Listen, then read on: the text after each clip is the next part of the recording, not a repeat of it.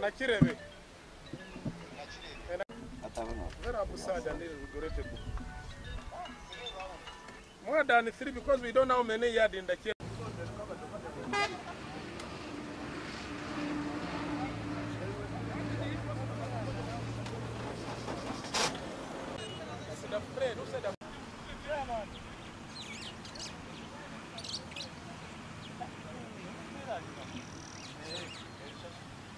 Obudde essaawa nga 8 ez'emisana omusirikale omu abadde avuga emmotoka eya Caldina Black in color number UBJ 493Q ayekubya amasasi wano ku kisaawe e Nakirebe opposite gas line.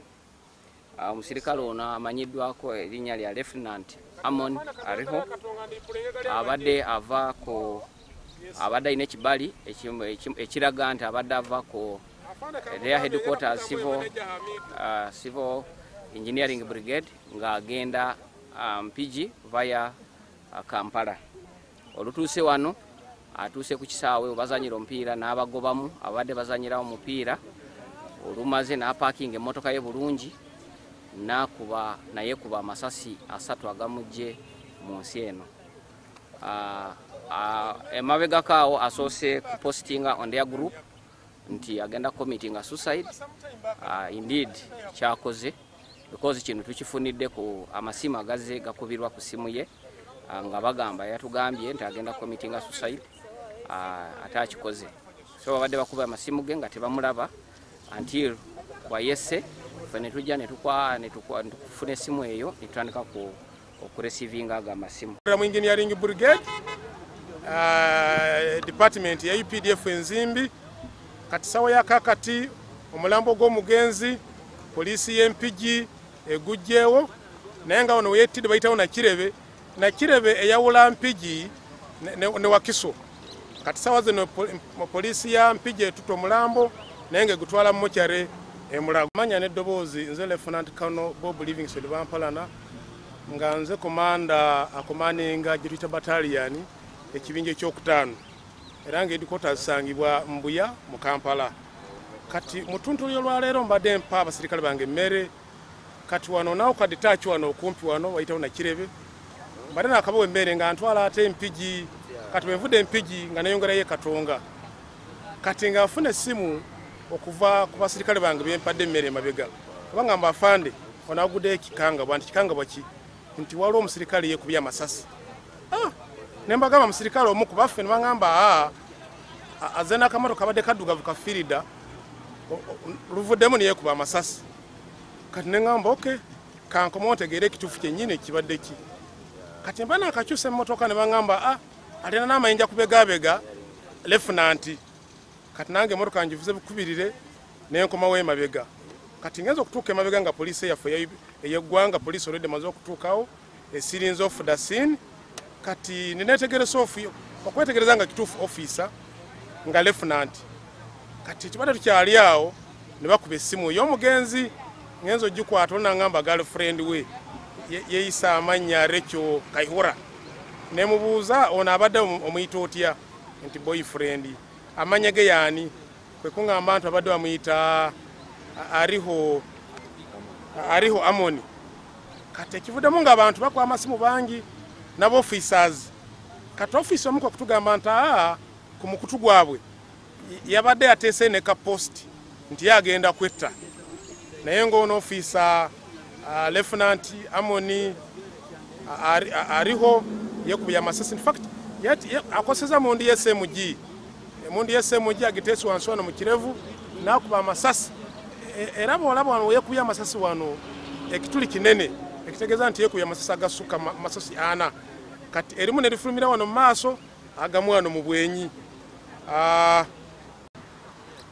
Amazima gali nti kuba nti ensobi zino olumu zigwawo naye nga UPDF tulina ba professionals ba counselors nti omuntu yena abanga alina stress omuntu yena nga alina obuzibu tulina tiimu zitambula battalions ku battalions kubanga ekintu kino kitanya okubeera mbasirikale ab'owansi b'ofiisa si kyangu nnyo kubanga mu butuufu kintu kya bulabe nnyo era kintu kya bulabe nnyo mu bulombolombo bwaffe ffe nga bafirika okweta si kya bugunjufu era edda buli nzijukira omuntu byetanga mu famire n'abantu nga tebaagala kuwasa oba kufumbira mu famire ng'ezo so ekintu ky'okweta tukivumirira mbasirikale bonna ne officers so bw'obanga ofunye obuzibu abantu bayige nti bw'ofuna obuzibu si yegooba osoose ate si yegooba osembyeyo ate okweta oba tokijjeewo kati oyesse naye famire atagirekedde ebizibu bingi so bulobanga ofunye ebizibu tukubiriza abantu nti bw'obanga ofunye obuzibu gamba ku mikwano gyo bakubuulirire kubanga ekyokweta kintu kibi nnyo era nkivumirira kyonna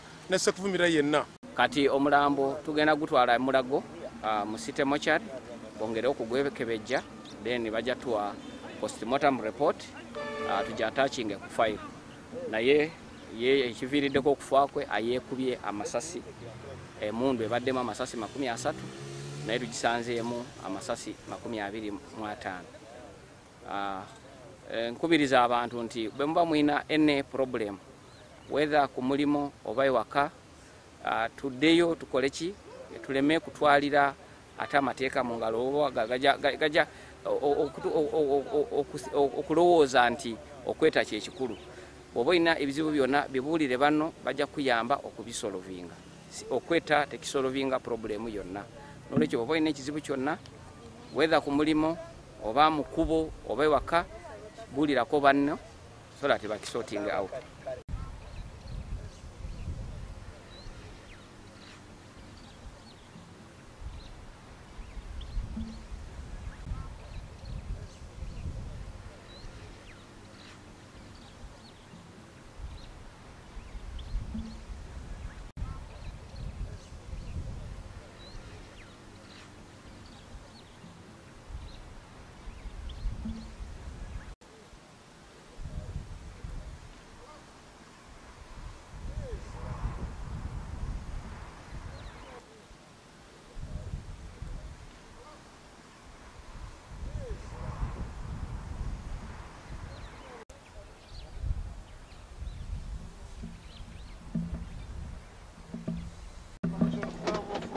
Headquarters to Mpigi via Kampala.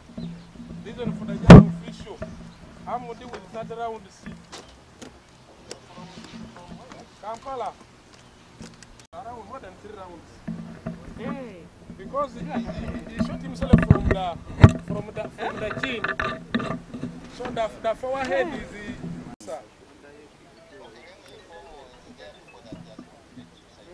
Nakirebe.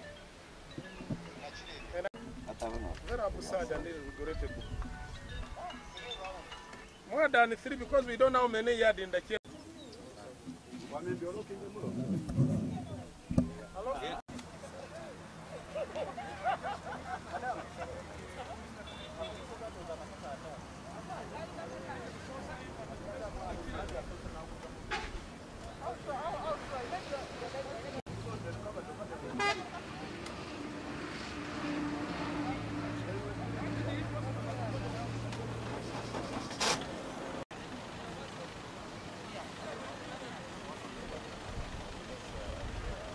Proceeding to Katonga. Yes.